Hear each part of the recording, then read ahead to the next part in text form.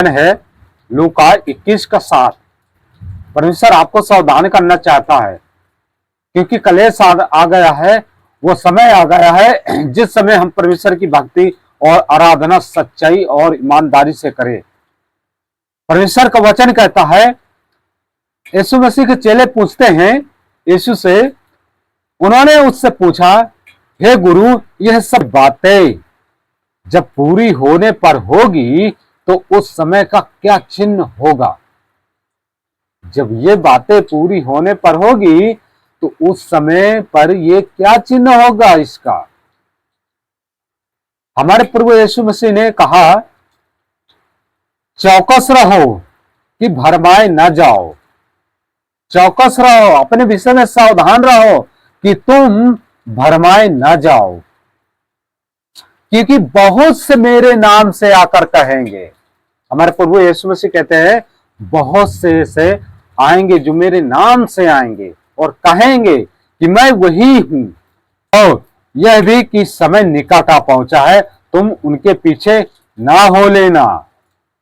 जब तुम लड़ाइयों और बलवों की चर्चा सुनो तो घबरा ना जाना, क्योंकि इनका पहले होना अवश्य है, परंतु उस समय अंत ना होगा। हमारे प्रभु यीशु मसीह बहुत सुंदर सा जवाब देते हैं अपने चेलों को, वरन हमको, कि देखो कलेश तो होगा पर अंत नहीं होगा, तुम घबरा मत जाना। हमें घबराने की जरूरत नहीं है, क्योंकि आज हम देखते हैं राज्य राज्य पर चढ़ाई करता है और देश देश पर चढ़ाई करता है। अभी तक आपने देखा पाकिस्तान इंडिया का युद्ध हुआ, इससे पहले यूक्रेन और रूस का युद्ध हुआ, और इस समय परमेश्वर का धन्यवाद है, इस समय हमारे प्रभु यीशु मसीह के शहर में यरूशलेम जहां है इजराइल और ईरान के बीच में महायुद्ध चालू है। वहां के लोग मर रहे हैं। परमेश्वर चाहता कि सभी मानव जाति बचे, परंतु वहां का जो दुष्ट आत्मा शैतान है ईरान, वो नहीं चाहता कि बचे, वो तो नाश करने पर लगा है। परंतु हमें घबराने की जरूरत नहीं है। हमारे देश इजराइल की ओर से हमारा परमेश्वर हमेशा खड़ा हुआ है, और कोई भी देश आज तक ये युद्ध जीत नहीं पाया इजराइल से, तो आज भी नहीं युद्ध जीत पाएगा इजराइल से। यूक्रेन, हम लोग सब लोग मिलकर के प्रार्थना करेंगे परमेश्वर से, आज परमेश्वर उस देश को आजाद करेगा, इजराइल को, और अपने लोगों पर दया करेगा और बचाएगा। आगे वचन क्या कहता है कि उस समय अंत नहीं होगा। ये युद्ध हो रहा जरूर, पर यहां पे अंत नहीं होगा। आगे वचन कहता है, तब उसने उनसे कहा, हमारे प्रभु यीशु मसीह ने उनसे कहा, जाति जाति पर और राज्य पर चढ़ाई करेगा, और बड़े बड़े भूकंप होंगे, बड़े बड़े भूकंप होंगे, अकाल और महामारियां पड़ेगी, और आकाश से ये भयंकर बातें और बड़े बड़े चिन्ह प्रकट होंगे। इस समय पता है देश में अभी तो जगह जगह अकाल पड़ेंगे और भूकंप होंगे, और आकाश में चिन्ह दिखाई देंगे। हमें डरने की जरूरत नहीं है, परमेश्वर हमारे साथ है, हमको डरने की जरूरत नहीं है।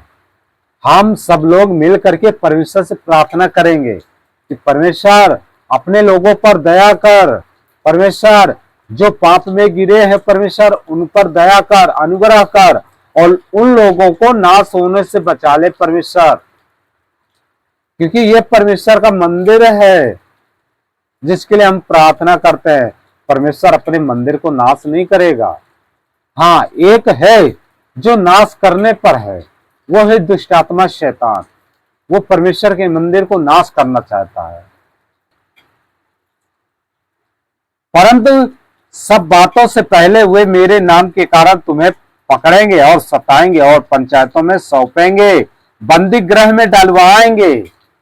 परमेश्वर का वचन कहता है, इससे पहले वो लोग मेरे नाम के कारण तुम्हें सताएंगे, तुम्हें आराधनालय से निकाल देंगे, तुम्हें मारेंगे, पीटेंगे और पंचायतों में तुम्हें सब सौंपेंगे,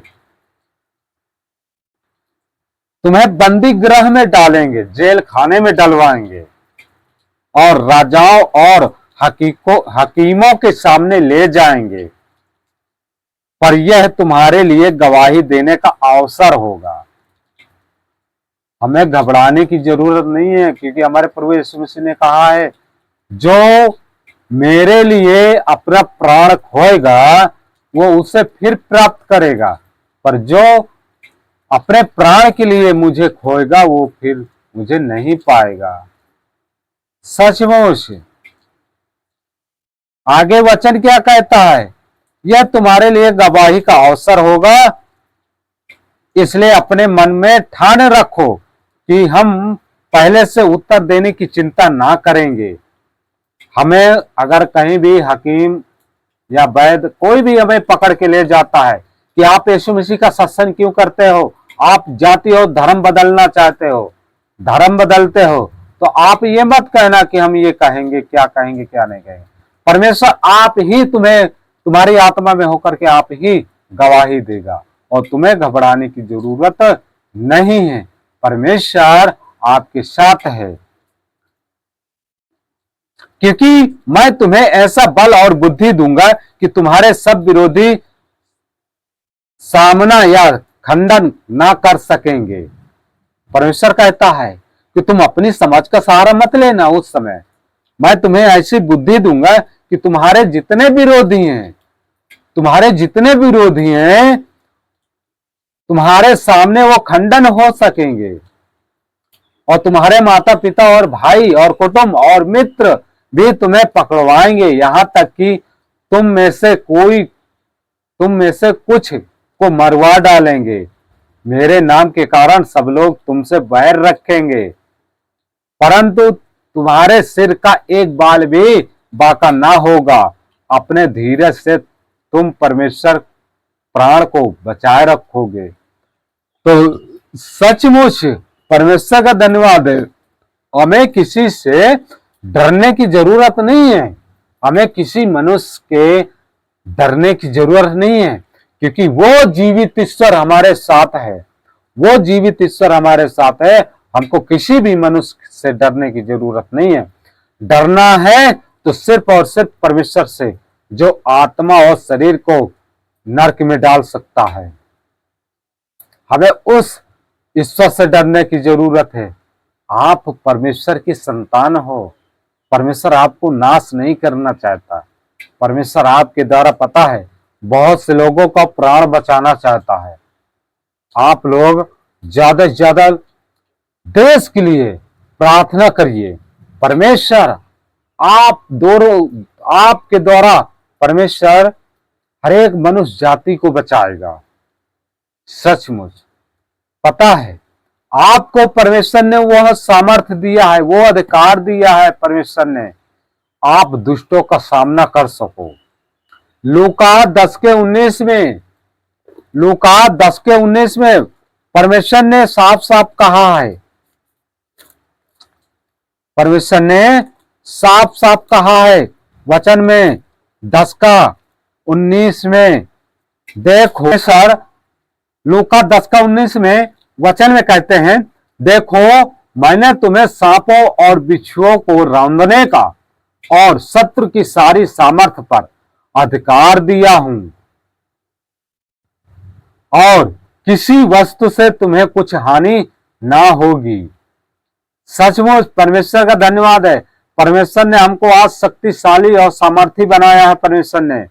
परमेश्वर को जब आपने प्रभु यीशु मसीह को अंगीकार किया ना, आपके ऊपर वो सामर्थ उतरी है, आप दुष्ट को सामना कर सकते हो। परमेश्वर ने यह अधिकार दिया है। परमेश्वर कहता है, देखो मैंने तुम्हें सांप और बिच्छुओं को रौंदने का और दुष्ट की सारी सामर्थ पर अधिकार देता हूं, उससे तुम्हें कुछ हानि ना होगी।